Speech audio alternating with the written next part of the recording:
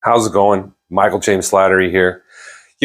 I've been doing this quite some time, and it's kind of the slow season, going through organizing things. I saw some of my old cameras, and I really wanted to take some time and remember them. So I've gone through all my cameras, and now that I've gone through them all, I figured I might as well share with you kind of my journey through the tools that I have really grown fond of, that have brought me to this point of where I am today. And so let's go back. Let's go back to, I think I was 7 or 8 years old, probably mid-70s.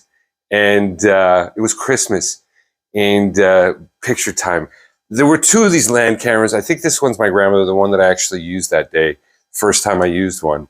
And it was right across the street in front of the neighbor's van. I took a picture of my brother and my mom, my brothers and my mom, I believe. And I remember taking the photograph, pulling it out, and watching it develop in my hands, and then applying that elephant snap to the Polaroids. It was a moment I'll never forget, just the developing. And unfortunately, I can't remember the specific image, it's sad, but I do remember the Polaroid land camera. Polaroid, thank you for planting that seed. And that seed, I kind of fertilized through then until I was about, I believe, 10 years old. I got a Ranger Rick camera. And at 10 years old, for I think it was a birthday, I got it. And as soon as I got it, I went and tried to take a picture of a car that had fallen off a cliff locally, and then I fell off the cliff, broke that camera. It was a 126 pack.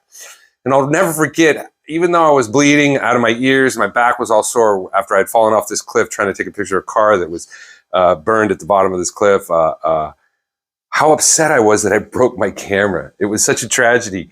And really, for some reason, motivated me to get into photography even more heavily. So I had to wait. I had to wait until I was 12 years old to get a job, because I couldn't afford a 35 millimeter camera. And my mom wouldn't let me get a job legally until I was 12. So at 12 years old, I got a paper route, and I saved up all my money.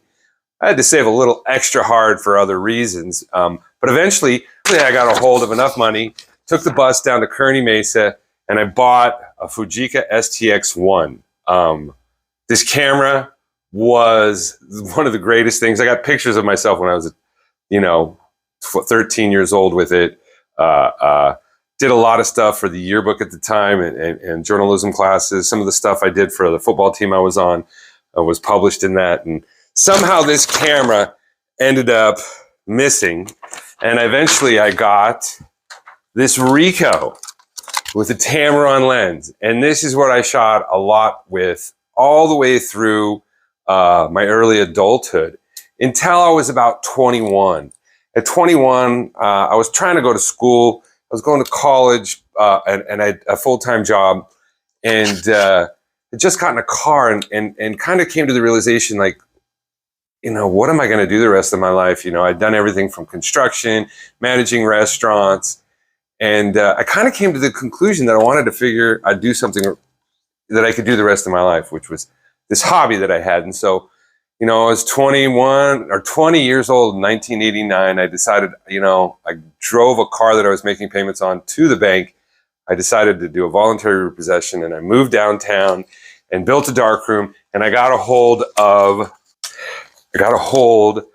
an FM2. This is like Nikon's most worthy, do everything manual camera. I destroyed this thing. I shot exclusively with a 105. I probably should bust that out, but I got so many lenses I didn't want to find it and stick it on here. But yeah, this little job here really got me to earn a living while I was going to college, doing portraiture, model shoots. And during that time in school, I pretty much exclusively shot with the 105. It forced me to really, the 105, I think it was a 2.5 aperture. And it really forced me to really analyze how images are created and how to, understand the inverse square root of light fall off. I was bulk loading film. I was processing film. So much of the motivation to do what I do came from this camera. And while I was using this camera and going to school, I got into some pretty heavy stuff. My next camera was this guy here. And it was, you know, part of what we had to learn was really how a camera functions. And this guy here was a huge challenge for me. These cameras are insane. They're 4x5. You can see here, you can do shift, you can do a rise and fall, you can do tilts. It's really amazing the kind of controls you have with a device like this camera obscura, and understanding how a leaf aperture works versus a regular shutter. The leaf shutter versus a regular shutter in a camera, and all those things really forced me to understand how light works when it comes to film and eventually digital backs. But this was like some of the most challenging. I actually, one of my first gigs when I first started was I built a box. I was waiting tables downtown, going to school, you know, kind of working my way through.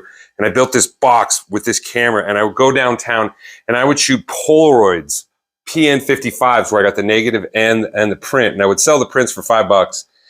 And even back then, the Polaroids, they must have cost like $2 each. So I wasn't really making any money. But being on the street and selling portraits to people instantly with this device and an umbrella next to it, taking pictures, was, boy, that was a learning experience as well.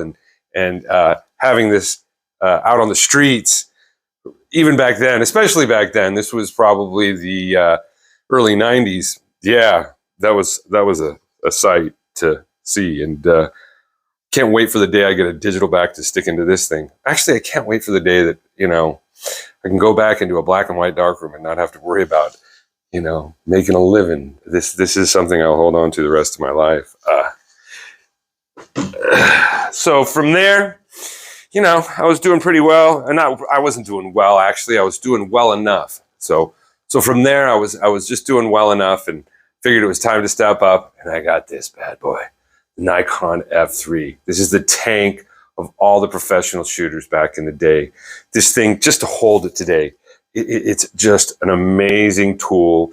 The technology that was built into it, having a sync at 250th rather than a 60th, having a built-in, you know, auto winder, being able to do double exposures manually through the camera, something that would make we have the ability to make the shutter not so loud. This thing, oh, you can take the top off and look straight into the prism from your waist. This thing's beautiful. They don't make them like this anymore. And it's a shame this thing isn't worth like 10 times what I paid for it, because it's worth that much to so many people. There's so many photographers out there that will not give up like any other gear like this, any other gear. And so, yeah, for what it's worth, I could see the writing on the wall and digital was coming. So I didn't move into like the F4 and the more advanced ones. I decided to invest into in digital. And the first digital I got was the Fuji. It was the, what is this, the 602? The 6900Z. This was the closest thing I could get that was professional quality, that didn't have a Canon sensor or some kind of sensor where the color came out terrible. I actually reproduced posters for large conventions with this device for clients when I had one of my first large format printers. The 6900 is a really fun camera, and I could definitely show you that, you know, pixels aren't everything. That's for sure. I believe this was also, considering its time, this was a CCD-based sensor. And so the CCD sensors to this day hold, I believe, a bigger dynamic range and more rich picture quality than all the CMOS sensors that are out there. And so from there, I came into one of the greatest cameras ever that came out early in digital, was the Fuji S2. So many fashion photographers were using it. It was one of the first cameras that could really represent skin tones well, and had technology with this super CCD sensor that, you know, exaggerated pixels. And this camera, I eventually have I have 4 of these things because of the agency I worked for and doing all the weddings I did while I was transitioning from film to digital. And it was really an amazing experience to be able to shoot all those weddings with this technology, because you were going from a wedding photographer shooting, you know, a few hundred pictures if they were lucky to quite a few thousands of pictures. And so capturing all those moments had become a lot easier. But with doing that, it made a lot more work for photographers and didn't pay any better. And with digital, you know, while I was doing that, I saw the writing on the wall as far as commercial photography and how tough, even tougher of an industry it would be to make a living at. And so that's where I transitioned when I got my my first luminous view image was captured with this Fuji S2. It was, the luminism was something I thought about in college, and trying to create it in a traditional darkroom was nearly impossible. But once this came along, and, you know, some digital darkroom tools, Corel, GIMP, Photo Paint, you know, just all the tools that are available, Photoshop, that allowed me to work in a digital darkroom at a level that I could never before, was how all this came to be. And my first ones were created with this. Unfortunately, considering how big I wanted to go, you know, the 6 megapixel wasn't enough. Neither was it a full frame, so I really wanted to take advantage of my lenses, so I stuck it deep and I got the Kodak SLR. Being a Nikon guy my whole life and always having glass that I knew I could use the rest of my life, wanted to stick with Nikon. It took them a little while to get a full frame digital camera out there, and it wasn't even theirs, it was a Kodak. But this was a 12 megapixel camera that took me to the next level of full frame captures. A large portion of my work when I traveled over to Europe and Southeast Asia and New Zealand were captured with this. Being able to work with gargantuan files and be able to see detail that some of the film I'd used in the past couldn't capture was truly enlightening and fun to have. And so now we're up to today. This is the D800E. This is a fixed 90. I've used this lens recently, and I'm really happy with this D90. Still predominantly using my 20 millimeter 2.8, but this here with the amount of megapixels in it, yeah, the newer cameras even have more megapixels, but the difference in the image quality isn't that great. Hopefully my next camera will be a medium format. I'm looking at the GFX 100 from Fuji, but that's going to require about 10 grand. So we're not that close to that yet.